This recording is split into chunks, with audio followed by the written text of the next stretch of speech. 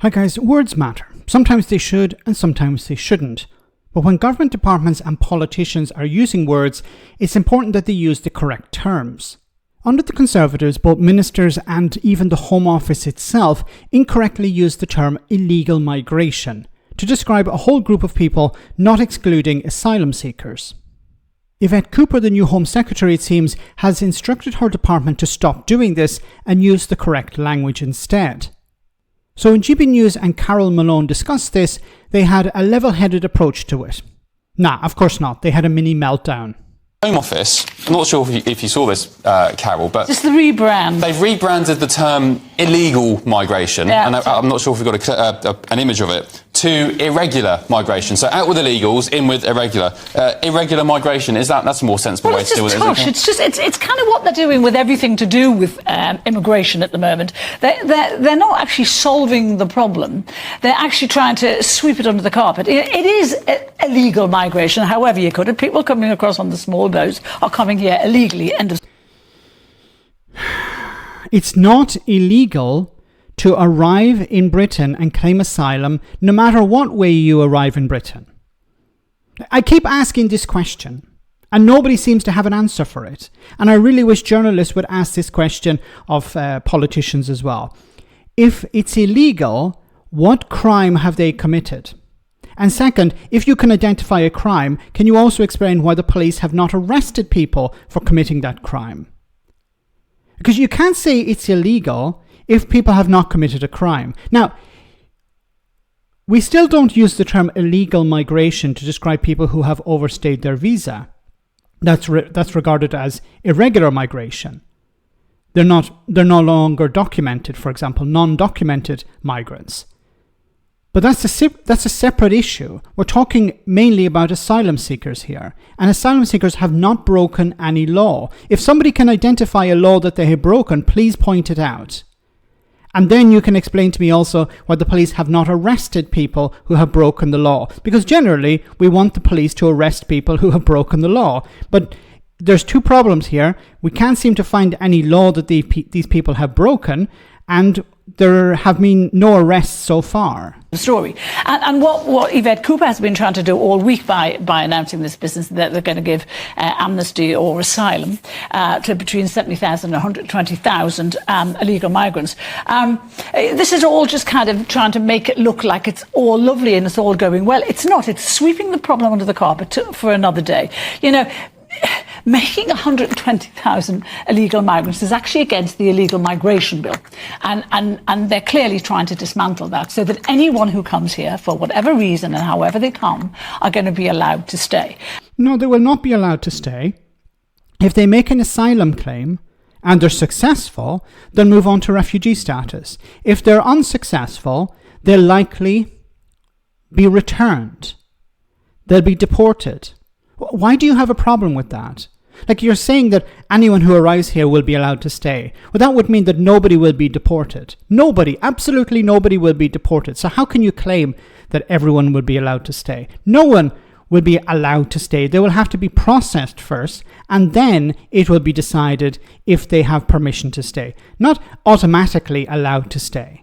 And that's a very easy way to solve your immigration overcrowding problem. You just make them not illegal anymore. But they're not illegal in the first place. Illegal. What crime have they committed? I would love to ask Carol Malone here to name the crime that these people have committed. She would of course say, well, they arrived in the country illegally. Okay, but then why are they not being arrested? Because we don't have the resources.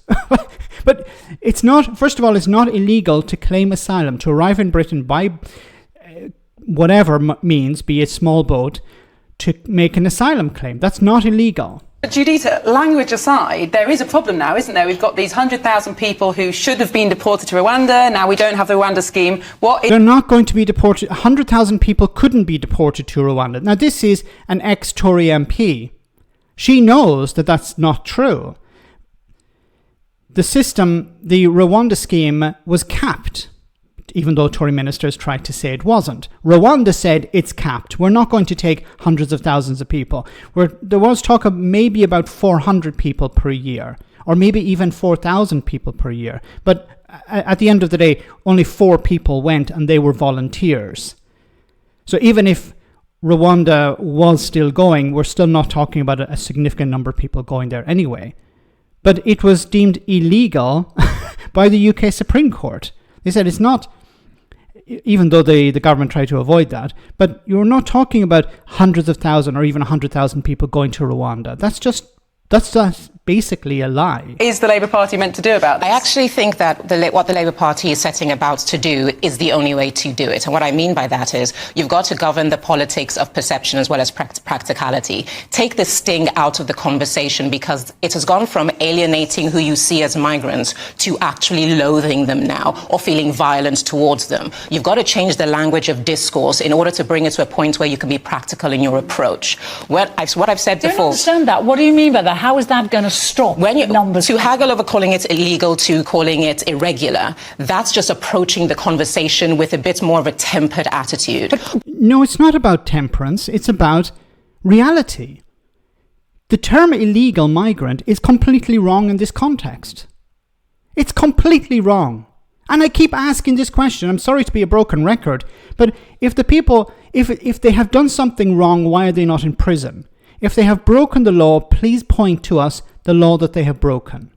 But what they've said that's is... not going to change the minds of the people. Yeah, but when it comes to... That's why I say they're attacking it on 2 fronts, both practically and perception-wise. When they've said that they're investing money into working with home-based organizations because they're looking to repatriation of asylum seekers, that's the way to do it, because I've spoken to migrants, I've spoken to people who've made this journey, and when you actually hear them talk, you will never stop them coming. When you say you're banning the boats or you're putting them in prisons, they don't see that as a deterrent, they see that as a temporary obstacle, because when your motivation is you see survival is over there, so 2 things will stop you, death or success.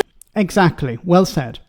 You know, it seems the new government is going to deal with this in a much better way than the Conservatives have. And I think also it's important to be clear with the language, to move away from this language of illegal migration, because you actually take some of the wind out of Nigel Farage's sails. He'll at the beginning complain, oh look, they're changing the language, means that you just want to allow everyone to stay.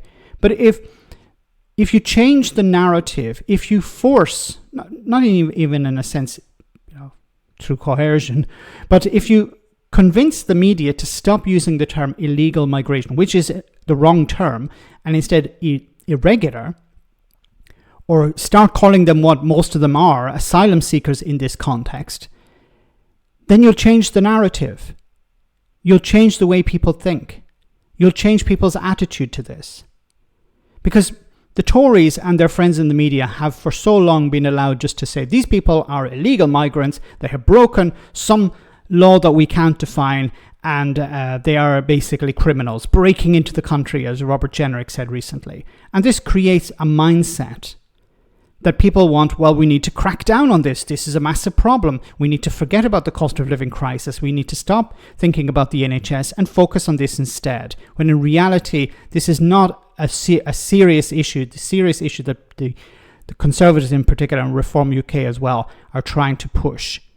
It needs to be resolved, but it needs to be done in a humane way and a correct way. Let me know in the comment section, guys, what you think. As always, your comments are greatly appreciated. Thanks a lot.